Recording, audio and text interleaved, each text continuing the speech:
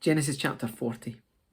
Sometime later, Pharaoh's chief cupbearer and chief baker offended their royal master.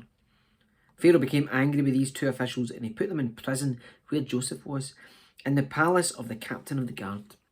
They remained in prison for quite some time, and the captain of the guard assigned them to Joseph, who looked after them. While they were in prison, Pharaoh's cupbearer and baker each had a dream one night, and each dream had its own meaning. When Joseph saw them the next morning, he noticed that they both looked upset. "Why do you look so worried today?" he asked them. And they replied, "We both had dreams last night, but no one can tell us what they mean."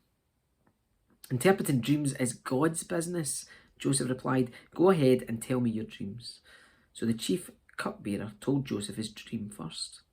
"In my dream," he said, "I saw a grapevine in front of me. The vine had 3 branches that began to bud and blossom, and soon it produced clusters of ripe grapes. I was holding Pharaoh's wine cup in my hand, so I took a cluster of grapes and squeezed the juice into the cup. Then I placed the cup in Pharaoh's hand." "This is what the dream means," Joseph said. "The 3 branches represent 3 days. Within 3 days, Pharaoh will lift you up and restore you to your position as his chief cupbearer. And please remember me and do me a favour when things go well for you. Mention me to Pharaoh so he might let me out of this place. For I was kidnapped from my homeland, the land of the Hebrews, and now I'm here in prison, but I did nothing to deserve it." When the chief baker saw that Joseph had given the first dream such a positive interpretation, he said to Joseph, "I have a dream too. In my dream, there were 3 baskets of white pastries stacked on my head.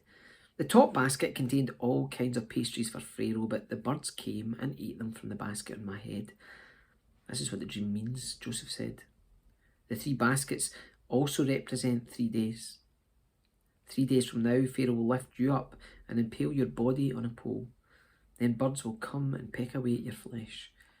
Pharaoh's birthday came 3 days after, and he prepared a banquet for all his officials and staff. He summoned his chief cupbearer and chief baker to join the other officials. He then restored the chief cupbearer to his former position, so he could again hand Pharaoh his cup. But Pharaoh impaled the chief baker, just as Joseph had predicted when he interpreted his dream. Pharaoh's chief cupbearer, however, forgot all about Joseph, never giving him another thought.